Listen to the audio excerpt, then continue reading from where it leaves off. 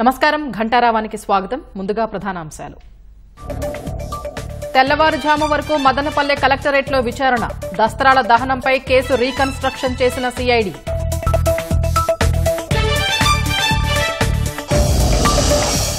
అన్నా క్యాంటీన్లపై వైసీపీ అసత్య ప్రచారం చేస్తోందన్న లోకేష్. సోషల్ మీడియా పోస్టులు వాస్తవం కాదన్న నారాయణ.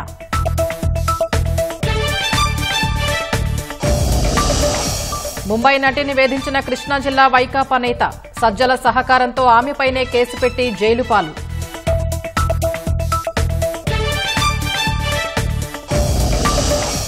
కోనసీమ జిల్లాలో పర్యాటక రంగానికి పెద్దపీట. పిచ్చుకలంకలో రిసార్ట్స్ నిర్మించనున్న ఒబరాయ్ సంస్థ.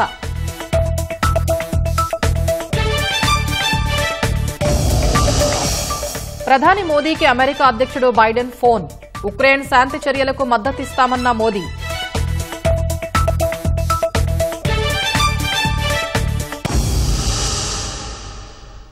మదనపల్లె సబ్ కలెక్టరేట్లో దస్త్రాల దహనం కేసులో సిఐడి అధికారులు దర్యాప్తు ముమ్మరం చేశారు. సిఐడి చీఫ్ రవిశంకర్ అయ్యన్నార్ మదనపల్లిలో మకాం వేసి వివరాలు సేకరిస్తున్నారు. మరోవైపు ఈ కేసులో భాగంగా సిఐడి బృందాలు మాజీ మంత్రి పెద్దిరెడ్డి ప్రధాన అనుచరుడైన మాధవరెడ్డి, పిఎస్ శశికాంత్ నివాసాల్లో తనిఖీల్లో లభించిన ఆధారాల్లో విస్తుపోయే వాస్తవాలు వెలుగుచూస్తున్నాయి. ఐప్యాడ్, పెన్ డ్రైవ్, బ్యాంక్ స్టేట్మెంట్లు విశ్లేషిస్తుంటే జగన్ హయాంలో మద్యం కుంభకోణానికి సంబంధించిన లావాదేవీల వివరాలు బయటపడినట్లు సమాచారం. మదనపల్లి సబ్ కలెక్టర్ కార్యాలయంలో గత నెల 21న జరిగిన దస్త్రాల దహనం కేసు విచారణ కోసం సిఐడి చీఫ్ రవిశంకర్ అయ్యన్నార్ సోమవారం రాత్రి మదనపల్లె వెళ్లారు. అన్నమయ్య జిల్లా ఎస్పీ విద్యాసాగర్ నాయుడు, అదనపు ఎస్పీ రాజ్ కమల్, డీఎస్పీ వేణుగోపాల్ బృందం కూడా మదనపల్లి సబ్ కలెక్టర్ కార్యాలయానికి వెళ్లారు. ఘటనను ప్రత్యక్షంగా చూసిన VRA Ramanaiah, senior assistant Gautam Tej, RDO Hariprasad సమక్షంలో సీన్ రీకన్స్ట్రక్షన్ జరిగినట్లు సమాచారం. వైకాపా హయాంలో జరిగిన భూ ఆక్రమణలు, దందాల బాధితుల ఫిర్యాదులపైన అధికారులు చర్యలు చేపట్టారు. ఆధారాలతో నిర్దేశించిన సమయానికి కార్యాలయానికి రావాలని బాధితుల్ని సూచిస్తున్నారు. వారికి న్యాయం చేసే దిశగా చర్యలు చేపట్టారు. ఇదే సమయంలో ఈ కేసు దర్యాప్తులో భాగంగా సిఐడి బృందాలు పెద్దిరెడ్డి ప్రధాన అనుచరులు మాధవరెడ్డి, శశికాంత్ నివాసాల్లో స్వాధీనం చేసుకున్న ఆధారాల్ని విశ్లేషిస్తున్నారు. వివాదాస్పద భూముల లావాదేవీలకు సంబంధించి కీలక పత్రాలతో పాటు ఐపాడ్, పెన్ డ్రైవ్లు, బ్యాంక్ స్టేట్మెంట్లు క్షుణ్ణంగా పరిశీలిస్తున్నారు. ఇందులో జగన్ హయాంలో జరిగిన మద్యం కుంభకోణానికి సంబంధించిన పలు ముఖ్యమైన వివరాలు ఉన్నట్లు సమాచారం. వాటిపైన సిఐడి అధికారులు కూపీలాగుతున్నారు. లభించిన ఆధారాలు, సమాచారాన్ని మద్యంపై తమ వద్దనున్న ఫిర్యాదులతో సరిపోలుస్తూ దర్యాప్తు చేస్తున్నారు. మదనపల్లె కలెక్టరేట్లో తెల్లవారుజాము 3 గంటల వరకు విచారణ సాగింది. మరిన్ని వివరాలు మా ప్రతినిధి నారాయణప్ప అందిస్తారు. నారాయణప్ప, సిఐడి దర్యాప్తు వివరాలేంటి? మదనపల్లి సబ్ కలెక్టర్ కార్యాలయంలో దస్త్రాల దహనానికి సంబంధించిన విచారణ ముమ్మరం చేశారు సిఐడి అధికారులు. గత నెల 21వ తారీఖు అర్ధరాత్రి అంటే 22వ తారీఖు చోటు చేసుకున్న ఈ సంఘటనకు సంబంధించి తొలుత పోలీసులు విచారణ నిర్వహించారు. దస్త్రాల దహనానికి సంబంధించి సాధారణ ప్రమాదంగా తొలుత భావించినప్పటికీ తర్వాత విచారణ సమయంలో దస్త్రాల దహనంలో కుట్రకోణం దాగిందని భావించిన పోలీసులు ఆ వైపుగా విస్తృతంగా దర్యాప్తు చేపట్టారు. దాదాపుగా 2 వారాల పాటు పోలీసులు విచారణ నిర్వహించిన తర్వాత దస్త్రాల దహనం కుట్రకోణంలో గత ప్రభుత్వానికి సంబంధించిన పలువురు ప్రముఖులు పాత్ర ఉందని భావించి విచారణ కోసం సిఐడి అధికారులకు ప్రభుత్వం అప్పగించింది. ఈ నేపథ్యంలోనే సిఐడి అధికారులు నిన్న రాత్రి సబ్ కలెక్టర్ కార్యాలయానికి చేరుకొని జూలై 21వ తారీఖు అర్ధరాత్రి చోటు చేసుకున్న ప్రమాదానికి సంబంధించిన అంశాన్ని తిరిగి రీకన్స్ట్రక్ట్ చేసి అంటే పునర్నిర్మించి ఏ విధంగా సంఘటన జరిగింది అన్న అంశంపై పూర్తి స్థాయిలో విచారణ చేపట్టారు. ఇందులో భాగంగానే ప్రమాదం జరిగిన రోజు రాత్రి 10:30 గంటల వరకు, ఆదివారం ఆ రోజు 10:30 గంటల వరకు విధుల్లో ఉంటున్న సబ్ కలెక్టర్ కార్యాలయ ఉద్యోగి గౌతమ్ తేజాను కూడా సంఘటనా స్థలానికి పిలిపించారు. సంఘటన జరిగిన ఆ రోజు రాత్రి ఆయన వెళ్ళిపోయిన తర్వాత ఎన్ని గంటలకు వెళ్ళిపోయారు, ప్రమాదం ఎన్ని గంటలకు చోటు చేసుకుంది, అదేవిధంగా ఆ ప్రమాద సమయంలో అగ్నిమాపక శాఖకు సంబంధించిన వాహనాలను కూడా తీసుకొచ్చి అదే తరహాలో రీకన్స్ట్రక్ట్ చేశారు. ఆ వాహనాలను అగ్నిమాపక శాఖకు ఎన్ని గంటలకు సమాచారం ఇచ్చారు, ఆ అగ్నిమాపక శాఖ వాహనాల సంఘటనా స్థలానికి రావడానికి ఎంత సమయం తీసుకుంది, ఈ అంశాలన్నింటినీ పూర్తి స్థాయిలో సీన్ రీకన్స్ట్రక్ట్ చేసి సమాచారం సేకరించారు. అదేవిధంగా ఇప్పటికే పలువురు వైకాపాకు సంబంధించిన పలువురు ప్రముఖులకు నోటీసులు జారీ చేశారు. అందులో భాగంగానే మాజీ మంత్రి పెద్దిరెడ్డి రామచంద్రారెడ్డి ప్రధాన అనుచరుడు మాధవరెడ్డి, అదే విధంగా అతని మాజీ మంత్రి వ్యక్తిగత సహాయకుడిగా భావించి శశికాంత్, అదే విధంగా తుకారాం, మరోవైపు మదనపల్లి మాజీ శాసనసభ్యుడు నవాజ్ బాషా, అదేవిధంగా మదనపల్లి నగర పురపాలక సంస్థ వైస్ చైర్మన్, ఇలా పలువురికి నోటీసులు జారీ చేసి వారిని పోలీస్ స్టేషన్ కు పిలిపించి విచారణ నిర్వహించారు. వారికి సంబంధించిన దగ్గర నుంచి కూడా పూర్తి స్థాయిలో దస్త్రాలు స్వాధీనం చేసుకున్న నేపథ్యంలో సిఐడి అధికారులు కూడా పోలీసుల నుంచి వాటన్నింటినీ తీసుకొని మరోసారి విస్తృతంగా విచారణ చేపడుతున్న సందర్భంగా మదనపల్లి సబ్ కలెక్టర్ కార్యాలయానికి వచ్చి కేసు సీన్ రీకన్స్ట్రక్ట్ చేసి విచారణ నిర్వహించారు. తెల్లవారుజామున 3 గంటల వరకు ఈ కేసుకు సంబంధించిన సీన్ రీకన్స్ట్రక్ట్ చేసి విచారణ నిర్వహించారు సిఐడి అధికారులు. ధన్యవాదాలు నారాయణప్ప. జగన్ హయాంలో ముంబైకి చెందిన ఓ హీరోయిన్ ను వైకాపా పెద్దలు, కొందరు ఐపీఎస్లు వేధించారన్న వార్త దుమారం రేపుతోంది. కృష్ణా జిల్లాకు చెందిన వైకాపా నాయకుడు ప్రేమ పేరిట సినీ నటి వెంట తిరిగి పెళ్లి చేసుకోకుండా మోసగించినట్లు సమాచారం. ఆపై సినీ నటి ఆమె కుటుంబ సభ్యులపై కేసులు పెట్టి బెదిరించి తమ జోలికి రాకుండా రాజీ చేసుకున్నట్లు తెలిసింది. వేధింపుల వెనుక వైసీపీ ముఖ్య నాయకుడు, ఓ సీనియర్ ఐపీఎస్ అధికారి కీలకంగా పనిచేసినట్లు తెలుస్తోంది. ముంబైకి చెందిన ఓ సినీ నటిని వైకాపా నాయకుడొకరు మోసగించారన్న వార్తలు వినిపిస్తున్నాయి. 2014 కృష్ణా జిల్లాలోని ఓ అసెంబ్లీ నియోజకవర్గం నుంచి వైసీపీ అభ్యర్థిగా పోటీ చేసిన నాయకుడికి కొన్నేళ్ల క్రితం ముంబైకి చెందిన సినీ నటితో పరిచయం ఏర్పడింది. వారిద్దరూ ఏళ్ల తరబడి సన్నిహితంగా మెలిగారు. తనను పెళ్లి చేసుకోవాలని ఆమె కోరగా ఆ వైసీపీ నాయకుడు నిరాకరించారు. ఈ ఏడాది జనవరిలో ఆమె నుంచి ఒత్తిడి పెరగడం, ఎన్నికల వేళ ఈ వ్యవహారం బయటపడితే నష్టం కలిగించే అవకాశం ఉందనే ఉద్దేశంతో ఆమెను ఎలాగైనా వదిలించుకోవాలని ఈ ఏడాది ఫిబ్రవరి 2న ఇబ్రాహీంపట్నం పోలీస్ స్టేషన్లో నేరపూరిత కుట్ర, మోసం, ఫోర్జరీ, బెదిరింపు సెక్షన్ల కింద కేసు నమోదు చేశారు. వెంటనే పోలీసు బృందాన్ని ముంబైకి పంపించి సినీ నటి, ఆమె కుటుంబ సభ్యుల్ని అరెస్ట్ చేసి విజయవాడ తీసుకొచ్చారు. వారు జైలు నుంచి విడుదలయ్యాక పోలీసులు తీవ్రంగా బెదిరించారు. పెళ్లి మాటెత్తితే తీవ్ర పరిణామాలు ఉంటాయని హెచ్చరించి వారితో సంతకాలు చేయించుకున్నట్లు సమాచారం. దేశంలో ప్రఖ్యాత పారిశ్రామికవేత్త కుటుంబీకుడొకరు తనపై అత్యాచారానికి పాల్పడ్డారంటూ ఈ సినీ నటి కొన్నేళ్ల క్రితం ముంబైలో ఓ కేసు పెట్టినట్లు సమాచారం. ఈ విషయం ముంబైలో సెటిల్ చేస్తే తన ప్రతిష్టకు భంగం కలిగే అవకాశం ఉందని భావించిన ఆ పారిశ్రామికవేత్త నాటి ఏపీ ప్రభుత్వ పెద్దలతో తనకున్న సన్నిహిత సంబంధాల రీత్యా వారి నుంచి సాయం కోరినట్లు మరో వాదన ప్రచారంలో ఉంది. దీనిపై విజయవాడ సిపిని వివరణ కోరగా ఇప్పటి వరకు తమకు ఫిర్యాదు రాలేదని చెప్పారు. ఫిర్యాదొస్తే ఘటనలో పోలీసుల పాత్రపై విచారణ జరిపి చర్యలు తీసుకుంటామన్నారు. చూస్తామండి, ఎందుకంటే ఇది అంత మునుపు చాలా రోజుల క్రితం జరిగినట్టు కనిపించింది. మాకు ఎటువంటి కంప్లైంట్ అయితే రాలేదు. సో ఎటువంటి కంప్లైంట్ వస్తే కూడా దాన్ని ఎంక్వైరీ ఏం జరిగిందో అనేది చూస్తామండి. గోదావరి తీరం ప్రకృతి అందాలకు నెలవైన ప్రాంతం. గోదావరి గలగలల మధ్య పచ్చటి తోరణాలు పరుచుకున్నట్టు విస్తరించిన ఈ ప్రాంతం పర్యాటక అభివృద్ధికి ఎంతో అనువైనది. ధవళేశ్వరం కాటన్ బ్యారేజీకి ఆనుకుని ఉన్న పిచ్చుకలంక వద్ద పర్యాటక ప్రాజెక్టు చేపడితే గోదావరి జిల్లాలకు ఎంతో ప్రయోజనం చేకూరుతుందని ప్రభుత్వం నిర్ణయించింది. ఈ మేరకు ఒబరాయ్ సంస్థ ప్రతినిధుల్ని ఆహ్వానించి రిసార్ట్స్ నిర్మాణం వల్ల కలిగే ప్రయోజనాల్ని ప్రజాప్రతినిధులు, అధికారులు వివరించారు. ఉమ్మడి గోదావరి జిల్లాల్ని పర్యాటకంగా అభివృద్ది చేసేందుకు ప్రభుత్వం ప్రణాళికలు రచిస్తోంది. అంబేద్కర్ కోనసీమ జిల్లా ఆత్రేయపురం మండలం పిచ్చుకలంక వద్ద 56 ఎకరాల్లో విస్తరించిన ప్రాంతాన్ని పర్యాటక అభివృద్ది కోసం గతంలో కేటాయించారు. కాటన్ బ్యారేజీని ఆనుకుని ఉన్న ఈ స్థలాన్ని గతంలో గోదావరిలో డ్రెడ్జింగ్ నిర్వహించి ఇసుకతో పూర్తిగా మెరక చేశారు. ఈ ప్రాంతంలో రిసార్ట్స్ ఏర్పాటు చేస్తే గోదావరి జిల్లాల పర్యాటకం రూపురేఖలు మారిపోతాయని ప్రభుత్వం భావిస్తోంది. ఈ మేరకు పిచ్చుకలంక వద్ద రిసార్ట్స్ ఏర్పాటు చేయాలని ఒబేరాయ్ సంస్థను ఆహ్వానించింది. సంస్థ వైస్ చైర్మన్ శంకర్తో పాటు ప్రతినిధుల బృందం పిచ్చుకలంకను సందర్శించింది. పర్యాటక శాఖ మంత్రి కందుల దుర్గేష్, ఎమ్మెల్యేలు బుచ్చయ్య చౌదరి, సత్యానందరావు, జిల్లా కలెక్టర్ మహేష్ కుమార్ ప్రతినిధి బృందానికి గోదావరి జిల్లాలోని వివిధ ప్రాంతాల విశిష్టతల్ని వివరించారు.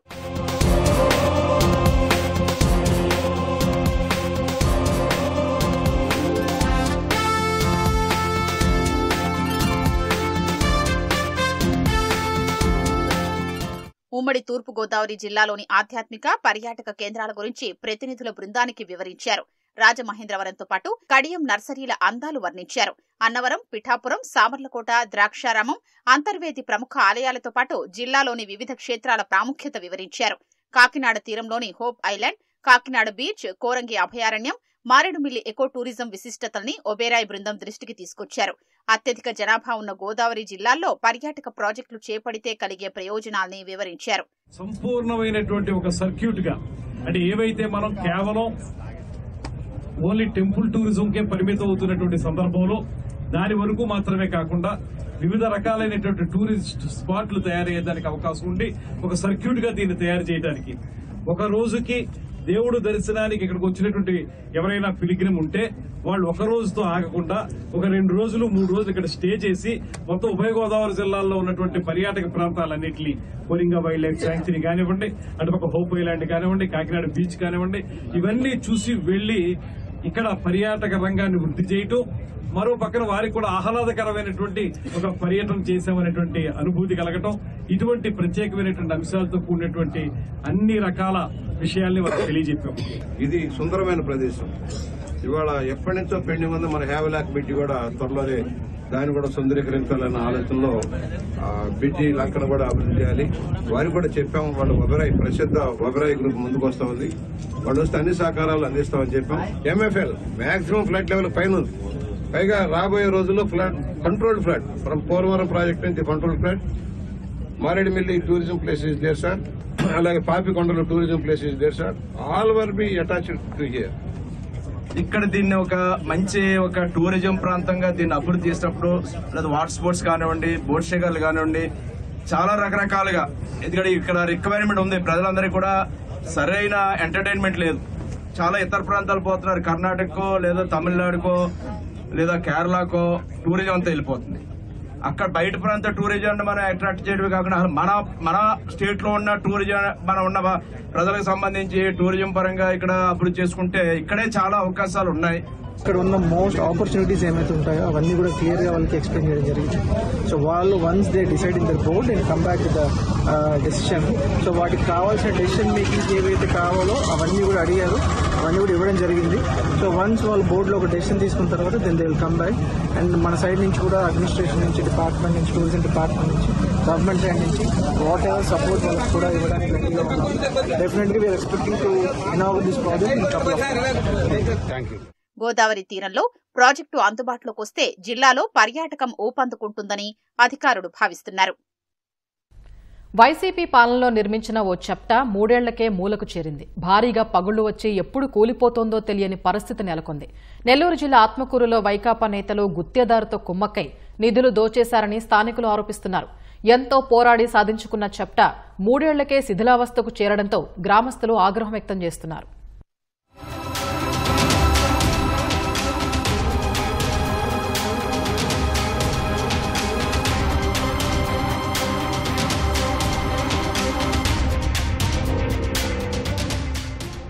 జగన్ హయాంలో నెల్లూరు జిల్లా ఆత్మకూరు నియోజకవర్గంలో నిర్మించిన చెప్టా దుస్థితి ఇది. వరదల్లో బొగ్గేరు పొంగిందంటే 3 మండలాల్లోని గ్రామాల ప్రజల రాకపోకలకు అంతరాయం కలుగుతోంది. నారంపేట, మహిమలూరు గ్రామాల మధ్య బొగ్గేరుపై చేసిన నిర్మాణం 3 ఏళ్లు కూడా నిండకుండానే పగుళ్లు వచ్చింది. కాంక్రీటు చెప్టా 2గా పగిలిపోయింది. పంచాయతీరాజ్, రోడ్ల భవనాల శాఖ పర్యవేక్షణలు వైసీపీ గుత్తేదారు నాగమోహన్ రెడ్డి పనులు చేశారు. సుమారు 3 కోట్లతో వంతెన, తారు రోడ్డును నిర్మించారు. వైసీపీ ప్రభుత్వంతో పోరాడి మరీ సాధించుకున్న చెప్టా నాసిరకం పనులతో 3 ఏళ్లకే కుంగిపోవడంతో స్థానికులు మండిపడుతున్నారు. సిమెంట్ తక్కువ వేసుకుని కాంట్రాక్ట్ పని చేశారు. దాని బలం లేదు. వరదలకు చిన్న వరదలకే ఇబ్బంది పడింది. పెద్ద వరదలు ఇచ్చిందంటే బ్రిడ్జి కూడా ఉండదు. కూలిపోతే మాత్రం మాకు తిరుక్కోవాల్సి ఉంది సార్. దేపూరు, నూరిపాడు, జంగాలపల్లి, ఆత్మకూరు తిరుక్కు రావాలి. ఈ డూప్లికేట్ మాదిరి పనిచేసే పని ఏదైనా ఉండదు సార్. సిమెంట్ తక్కువ వేసుకుని కంకర రొంత కలుపుకుంటే షిప్స్ మాత్రం కలుపుకుంటే సరిపోదు. ఒక 100 మీటర్లు 200 మీటర్లు ఉంటది. కూలిపోయింది.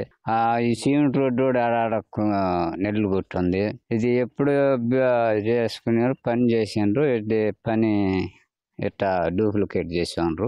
2 సంవత్సరాలు అది ఏమో సిమెంట్ వేసిండ్రు, ఏమో ఎట్టేసిండ్రు. మనం కాంట్రాక్టర్ పనులు కదా వాళ్ళు అవి డూప్లికేట్ ఏమో మరి అట్లా చేసి బిల్ కూలిపోతే ఇబ్బంది సార్. బొగ్గేరు వస్తే ఆ బ్రిడ్జి లేపుకోబోద్ది. బొగ్గేరు వరదలు వస్తే దెబ్బతిన్న చెప్టా కొట్టుకుపోయే పరిస్థితి నెలకొంది. ఎక్కువ లోతు తీయకుండా పిల్లర్లు వేయడంతో వంతెన కుంగి నెర్రలు వాలింది. అనేక గ్రామాలకు ఈ మార్గమే ప్రధాన దారి కావడంతో గ్రామాల ప్రజలు ఆందోళన చెందుతున్నారు. త్వరగా కొత్తది నిర్మించాలని కోరుతున్నారు.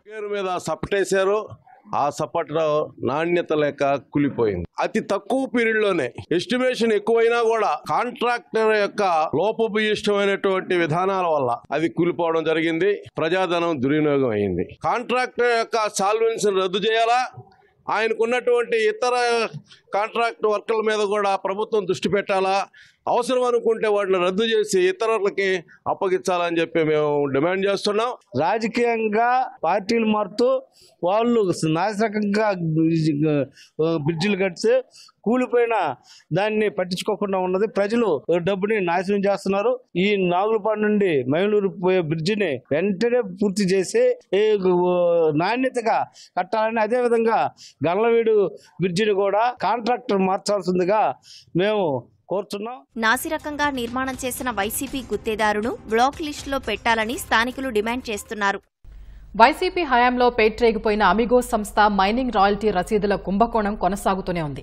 జగన్ ప్రభుత్వంలో మైనింగ్ యజమానులపై బెదిరింపులు, దౌర్జన్యాలకు పాల్పడినట్లు ఆరోపణలున్న అమిగోస్ సంస్థ ప్రతినిధుల అక్రమాల పరంపర యథేచ్ఛగా కొనసాగిస్తున్నారు. అనంతపురం జిల్లాలో క్వారీల యజమానులకు తెలియకుండానే వారి పేరు మీద దొంగ రాయల్టీ రసీదులు తయారు చేస్తున్నారు. వాటితో మరో చోట నుంచి డోలమైట్, స్టీటైట్ ఖనిజాన్ని పెద్ద ఎత్తున రవాణా చేస్తున్నారని యజమానులు ఆరోపిస్తున్నారు. జగన్ ప్రభుత్వంలో ఉమ్మడి అనంతపురం జిల్లాతో పాటు పలు జిల్లాల్లో మైనింగ్ శాఖను పూర్తిగా నిర్వీర్యం చేశారు. మైనింగ్ శాఖకు సమాంతరంగా కడపకు చెందిన గుత్తేదారు సంస్థ అమిగోస్కు రాయల్టీ వసూళ్లను అప్పగించారు. గత ప్రభుత్వంలో ఇసుక, మద్యం తరహాలోనే నగదు చెల్లింపులు మాత్రమే అనుమతిస్తూ క్వారీల యజమానుల నుంచి రాయల్టీని వసూలు చేశారు. అప్పటి వరకు ఖనిజాభివృద్ది శాఖ రాయల్టీ చెల్లింపులన్నీ ఆన్లైన్లోనే జరిగేవి. అమిగోస్ వచ్చిన తర్వాత స్వంతంగా చెక్ పోస్టులు, ప్రైవేట్ సైన్యం ఏర్పాటు చేసుకుని రాయల్టీని నగదు వసూళ్లతో ఇష్టానుసారంగా దోచుకున్నారు. తమ పేరుతో రాయల్టీ రసీదు సృష్టించి ఇతర ప్రాంతాల క్వారీల నుంచి డోలమైట్ రవాణా చేస్తున్న లారీని పట్టుకుని పోలీసులకు అప్పగించినట్లు యజమానుడు తెలిపారు. మేము 5 మంది పార్ట్నర్లను కలిసి ఇక్కడ పెద్దవడూరు మండలం కిష్టిపాడు అనే గ్రామంలో ఈ soap stone mining, under ground mining చేస్తున్నాం గత 7 సంవత్సరాల నుంచి. ఇప్పుడు ఏదైతే ఈ 2 సంవత్సరాల నుంచి అమిగోస్ అనే సంస్థ గవర్నమెంట్ నుంచి అప్పుడు రైట్ గా రాయల్టీలు తీసుకొని పనిచేసే వాళ్ళం. ఏం చేసినా టోటల్ మొత్తం మా పేరుతో, మాకు సంబంధం లేకోకుండా మా సీళ్లు వాడి మా పేరుతో వేరే రాజు మినరల్స్ అనే వాళ్ళకు రాయల్టీలు ఇచ్చారు. ఏదైతే ఇసుక, ఏదైతే లిక్కరు బై క్యాష్ అమ్మినారో అకౌంట్ లేకోకుండా ఇది కూడా మాది కూడా అంతే. మైనింగ్లో ప్రతిదీ అప్పుడు గతంలో ఉన్న పాలసీ ప్రకారం అకౌంట్లకు డబ్బులు వేసిన తర్వాత ఓనర్గా మేము పోయి పోతే తప్ప మాకు రాయల్టీలు ఇచ్చేవాళ్ళు కాదు. ఈ అమినేస్ కంపెనీ వాళ్ళు వచ్చి ఏదో దొంగ బిల్లుల ద్వారా మా ఈ మైన్స్ కొట్టించుకున్నారని మా పార్ట్నర్లు చెప్తే మేము నైట్ పోయి ఎంక్వైరీ చేసాం. గుంటకల్లు దాటినే అది అన్న ఇట్లా జరిగింది, మేము ఏం చేయాలో మాకు అర్థం కాలేదంటే కిష్టిపాడుకు పోయినాను. పోయిన తర్వాత డోన్ నాగరాజు అని ఆయన ఇంటి దగ్గర పోయితే నేను ఇంటి దగ్గర పోయేది బాగుంటుంది, కట్టకాడ పోయి పిలుచుకొని రాబోయి లారీ ఓనర్ని పంపించాను. ఇంకా స్టేషన్కి పోయి ఒడుగురికి స్టేషన్ కూడా పోయి పెడితే బండి కేసు రాసుకోమంటే అది చెప్పినా ఇది చెప్పినా 3 రోజుల నుండి తడిపెట్టి ఇంతవరకు కేసు ఫైల్ చేయలే. అనంతపురం జిల్లా పెద్దవడుగూరు మండలంలో డోలమైట్, స్టీటైట్ తవ్వకాలన్నీ భూగర్భ గనుల ద్వారానే జరుగుతున్నాయి. ఆయా చిన్న గనుల నుంచి ఏటా గరిష్టంగా 3,500 టన్నులకు మించి తవ్వకాలు చేయలేరు. అయితే ఇదే ఖనిజాన్ని కొన్ని సంస్థలు ఓపెన్ మైనింగ్ పద్ధతిలో భారీ యంత్రాలతో తవ్వకాలు చేస్తున్నాయి. ఇలా తవ్వకాలు చేసిన ఖనిజాన్ని ఉక్కు పరిశ్రమలతో పాటు ఇతరత్రా భారీ పరిశ్రమలకు రోజు పెద్ద ఎత్తున తరలిస్తూ ఉంటారు. భూగర్భ గనుల నుంచి తవ్వి రవాణా చేస్తున్నట్లుగా అమిగోస్ అక్రమంగా రాయల్టీ రసీదులు ఇస్తున్నట్లు యజమానులు ఆరోపిస్తున్నారు. మా మైన్స్ కు సంబంధించిన బట్టి Amigos minerals, Seshasai mines and minerals ఒక రాయల్టీ పర్మిట్స్, రాజ్ మినరల్స్ వంటి చెందిన వంటి థర్డ్ పార్టీ ఏదైతే లీజ్ హోల్డర్ ఉన్నారో అతనికి ఎటువంటి ఇన్ఫర్మేషన్ లేకుండా వారి యొక్క ఆదాయమే లక్ష్యంగా వాళ్ళు రాయల్టీ పర్మిట్స్ 3వ వ్యక్తికి ఇవ్వడం జరిగింది. దాదాపు కోట్లలో మా మైన్స్లో ఎటువంటి వర్క్ జరగకపోయినా మా మైన్స్లో ఉన్న రాయల్టీ పేపర్స్ మెటీరియల్కి సంబంధం లేకుండా యాడికి మండలం సంబంధించిన వేరే మండలానికి సంబంధించినటువంటి వ్యక్తులకు రాయల్టీస్ ఇవ్వడం జరిగింది. ఇక్కడ మామూలుగా సప్లై చేసేది కర్ణాటకలో 1,600 రూపాయలు ఫర్ టన్ను ఉండేది. రాయల్టీలు అతనికి జీరోలో వచ్చిన దానివల్ల అక్కడ 1,400, 1,350 రూపాయలకి రేట్ డౌన్ చేసి మిగతా సప్లయర్లందరికీ ఇబ్బంది కలిగించి కర్ణాటక బండ్లను పిలిపించి ఆంధ్రాలో ఇక్కడ రాయలసీమకు సంబంధించిన బండ్లు 200 బండ్లు ఉన్నాయి. లోకల్ బండ్లకు ఎత్తితే ఆయన చేసే అక్రమాలు బయటకు వస్తాయని చెప్పి అక్కడికి బండ్ల వాళ్ళ కర్ణాటక బండ్ల ద్వారా సప్లై చేస్తారు. వేల కోట్ల రూపాయలు లబ్ధి చేకూరే విధంగా ఈ రాయల్టీలన్నిటినీ కూడా వీళ్ళకి తెలియకుండా వాళ్ళకి అమ్మడం జరిగింది. అతను ఇక్కడ ఇచ్చినటువంటి మైనింగ్ లా కాకుండా బయట ఓపెన్ కాస్ట్ మైనింగ్ లో అదంతా కూడా కర్ణాటకకు రాజ్ మినరల్స్ అనేటువంటి వాళ్ళకి ఫేక్ కంపెనీలకు మా మినరల్ అంతా తరలించి వేల కోట్ల రూపాయలు సొమ్ము చేసుకున్నారు. అమిగోస్ అక్రమాలు దౌర్జన్యాలతో చాలా నష్టపోయామని, ఆ సంస్థపై సమగ్ర విచారణ జరిపించి చర్యలు తీసుకోవాలని క్వారీ యజమానులు ప్రభుత్వాన్ని కోరుతున్నారు. స్థల వివాదం కేసులో అంతర్జాతీయ ఎర్రచందనం స్మగ్లర్ కొల్లం గంగిరెడ్డిని అదుపులోకి తీసుకున్న పోలీసులు ఎస్పీ కార్యాలయానికి తీసుకువెళ్లడం చర్చనీయాంశమైంది.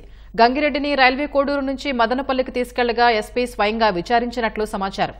గతంలో భారీగా ఎర్రచందనాన్ని విదేశాలకు తరలించారని అభియోగాలు ఎదుర్కొంటున్న గంగిరెడ్డిని అదుపులోకి తీసుకోవడం ప్రాధాన్యత సంతరించుకుంది. అన్నమయ్య జిల్లా రైల్వే కోడూరు నియోజకవర్గానికి చెందిన అంతర్జాతీయ ఎర్రచందనం స్మగ్లర్ కొల్లం గంగిరెడ్డిని పోలీసులు సోమవారం సాయంత్రం అదుపులోకి తీసుకున్నారు. రైల్వే కోడూరులోని లక్ష్మీ ప్యారడైజ్ థియేటర్ యజమానులకు గంగిరెడ్డికి మధ్య కొంతకాలంగా స్థల వివాదం నడుస్తోంది. ఆదివారం సాయంత్రం లక్ష్మీ ప్యారడైజ్ థియేటర్ వద్ద ఉన్న స్థలాన్ని కొందరు వ్యక్తులు పగలగొట్టి గొడవ పడ్డారు. వీరందరూ కొల్లం గంగిరెడ్డి అనుచరులేనని థియేటర్ యజమానులు రైల్వే కోడూరు పోలీసులకు ఫిర్యాదు చేశారు. సోమవారం సాయంత్రం గంగిరెడ్డిని విచారణ కోసం తిరుపతి నుంచి పిలిపించారు. దాదాపు గంటపాటు పోలీస్ స్టేషన్లో విచారించారు. అనంతరం జిల్లా ఎస్పీ ఆదేశాల మేరకు గంగిరెడ్డిని 2 వాహనాల్లో ఎస్పీ కార్యాలయానికి తరలించారు. అన్నమయ్య జిల్లా ఎస్పీ విద్యాసాగర్ నాయుడు మదనపల్లి దస్త్రాల దహనం కేసులో దర్యాప్తులో భాగంగా అక్కడికి వెళ్లడంతో కొల్లం గంగిరెడ్డిని కూడా అక్కడికే తీసుకురావాలని ఆదేశాలిచ్చారు.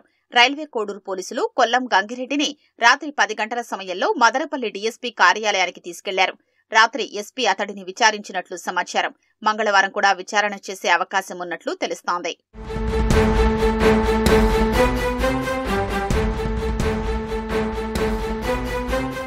గతంలో అలిపిరి ఘటనలో చంద్రబాబుపై బాంబు దాడి జరిగిన కేసులో గంగిరెడ్డి నిందితుడిగా ఉన్నాడు. తదనంతరం ఎర్రచందనాన్ని 2004 నుంచి 2014 వరకు పెద్ద ఎత్తున విదేశాలకు తరలించినట్లు గంగిరెడ్డిపై ఆరోపణలు ఉన్నాయి. ఉమ్మడి కడప, చిత్తూరు జిల్లాల నుంచి భారీగా ఎర్రచందనాన్ని విదేశాలకు తరలించి కోట్ల రూపాయలు సొమ్ము చేసుకున్నట్లు అభియోగాలు ఉన్నాయి. ఆ కేసులో దేశం విడిచి పారిపోయి మారిషస్లో ఉన్న కొల్లం గంగిరెడ్డిని తెలుగుదేశం ప్రభుత్వ హయాంలో అరెస్టు చేసి తీసుకొచ్చారు. కడప జైల్లో ఉన్న కొల్లం గంగిరెడ్డి 2019లో వైకాపా ప్రభుత్వ హయాంలో జైలు నుంచి విడుదలయ్యాడు. వైకాపాకు అనుకూలంగా వ్యవహరిస్తున్న గంగిరెడ్డి కడప, తిరుపతి, చెన్నై ప్రాంతాల్లో భూదందాలు, సెటిల్మెంట్లు చేసినట్లు ఆరోపణలు ఉన్నాయి. తాజాగా పోలీసులు కొల్లం గంగిరెడ్డిని అదుపులోకి తీసుకుని విచారించడంపైన పెద్ద ఎత్తున చర్చ నడుస్తోంది. అన్నం పెట్టి ఆకలి తీర్చే అన్నా క్యాంటీన్లపై సైకో జగన్ విషం చిమ్మటం కొనసాగిస్తూనే ఉన్నారని మంత్రి నారా లోకేష్ మండిపడ్డారు. విష ప్రచారం చేసేందుకే వైసీపీ సైకో బ్యాచ్ తణుకు అన్నా క్యాంటీన్లో చేతులు కడిగే సింక్లో తినే ప్లేట్లు పడేసిందని ధ్వజమెత్తారు. రుచి, శుచి, శుభ్రతకు అన్నా క్యాంటీన్లో అత్యంత ప్రాధాన్యమిస్తూ ఉన్నారని స్పష్టం చేశారు. చేతులు కడుగు స్థలంలో వైకాపా మూకలు అన్నం ప్లేట్లు వేసి వీడియో తీసి ఫేక్ ప్రచారం చేస్తున్నారని ఆగ్రహం వ్యక్తం చేశారు. ఈ ఘటనపై హరేకృష్ణ మూవ్మెంట్ ప్రతినిధులు, అధికారుల నుంచి వివరాలు తీసుకున్న మంత్రి నారాయణ ప్లేట్లను మురికి నీటిలో కడుగుతున్నారనేది పూర్తిగా అవాస్తవమని అధికారులు చెప్పారని తెలిపారు. వాష్ బేసిన్లోని ప్లేట్లు తీస్తుంటే వీడియో తీసి తప్పుడు ప్రచారం చేస్తున్నారని, ఎక్కువ మంది రావడంతో డస్ట్బిన్ కు బదులుగా వాష్ బేసిన్లో పెట్టారని అధికారులు తెలిపారని మంత్రికి వివరించారు. అన్నా క్యాంటీన్లలో ప్రత్యేక ఏర్పాట్లు ఉన్నాయన్న హరేకృష్ణ మూవ్మెంట్ ప్రతినిధులు సోషల్ మీడియాలో పెట్టిన వీడియో వాస్తవం కాదని స్పష్టం చేశారు. అమరావతి ప్రాంతంలో జంగిల్ క్లియరెన్స్ పనులు ముమ్మరంగా సాగుతున్నాయి. వైసీపీ ప్రభుత్వం నిర్లక్ష్యానికి సాక్ష్యంగా నిలువెత్తుగా పెరిగిన ముళ్ల చెట్లను శరవేగంగా తొలగిస్తున్నారు. రాజధాని ప్రాంతంలోని భవనాలు, ఇతర నిర్మాణాలు స్పష్టంగా దర్శనమిస్తున్నాయి. పూర్తిస్థాయి సచివాలయ నిర్మాణానికి అప్పట్లో ముఖ్యమంత్రి చంద్రబాబు వేసిన శిలాఫలకం బయటపడడంతో రాజధాని రైతులు సంతోషం వ్యక్తం చేశారు. గత ప్రభుత్వం అంటే జగన్మోహన్ రెడ్డి గారి ప్రభుత్వం ఎలాంటి దాష్టికం చేసిందో, అమరావతి రాజధానిగా నిర్మిస్తాను మా మెదడులో ఆలోచనలు ఉన్నాయి అన్న వాళ్ళు ఏ రకంగా చేశారో, అమరావతిని ఎంతటి విధ్వంసం చేశారో దానికి తార్కాణమే ఇదిగోండి చూడండి. ఈ కంపని ఇప్పుడు వచ్చిన చంద్రబాబు నాయుడు గారి ప్రభుత్వం కంప కుప్పలు ఎత్తే ఎంత రాసులు తేలుతున్నాయో చూడండి. ఈ 2 నెలలు అయిన కూటమి ప్రభుత్వం వచ్చి 2 నెలల నుంచి జంగిల్ క్లియరెన్సే ఇది సరిపోతుందండి. ఆ వర్జాన పొక్లైన్లు కనీసం 100 పొక్లైన్లు ఆ జంగిల్ క్లియరెన్స్ ఉపయోగిస్తూ ఈ కూటమి ప్రభుత్వం, ఈ చంద్రబాబు నాయుడు గారు చేసే ఈ మంచి పనులు జనానికి ఇంకా చూపించడానికి ఇదొక తార్కాణం అండి. కేవలం ఈ 20 రోజుల్లోనే ఎంత జంగిల్ క్లియరెన్స్ తీశారంటే మొత్తం ఒక 50% వరకు అయిపోయిందండి. ఇవాళ జంగిల్ క్లియరెన్స్ వల్ల ఇక్కడ మనకు కనపడుతున్న బిల్డింగ్స్ అనేది చీకటి నుంచి వెలుగులోకి వచ్చినాయండి. ఈ బిల్డింగ్స్ అన్ని గత 5 సంవత్సరాలు ఈ ముళ్ళ కంపతో మొత్తం అసలు ఇక్కడ బిల్డింగ్స్ ఉండయా లేవా, అసలు ఎట్లా ఉండయా ఏంటా అన్నది పట్టించుకునే ఇది కూడా లేదు. ఈ కూటమి ప్రభుత్వం అధికారంలోకి వచ్చిన తర్వాత వచ్చి వెంటనే కూడా వాళ్ళు చెప్తున్న మాట ఏంటి, మేము ప్రజలకి సేవకులు, ఎప్పుడు పరిపాలన చేస్తున్నాం అని చెప్పి పాలకులు అని మేము అనుకోవడం లేదు, ప్రజలకి సేవ చేసి సేవకులుగా మేము ఉంటాం, ప్రతి ఒక్కరూ బాధ్యతతో నడుచుకుంటామని చెప్తున్నారు. అది ఫస్ట్ పాలకుడు ఉండాల్సినటువంటి నియమం అనేది అది. ప్రజలకి సేవ చేసి వాళ్ళని ప్రజలు మెప్పించే విధంగా, ప్రజల ఇష్టాలు ఏంటో తెలుసుకొని వాళ్ళకి ప్రజలకి ఏం కావాలో అవి చేసి పెట్టే విధంగా పాలకులు ఉండాలి తప్ప దోచుకు తినడానికో లేదా దాచిపెట్టుకోవడానికో ఈ రకంగా పాలకులు అనేది వ్యవహరించకూడదు.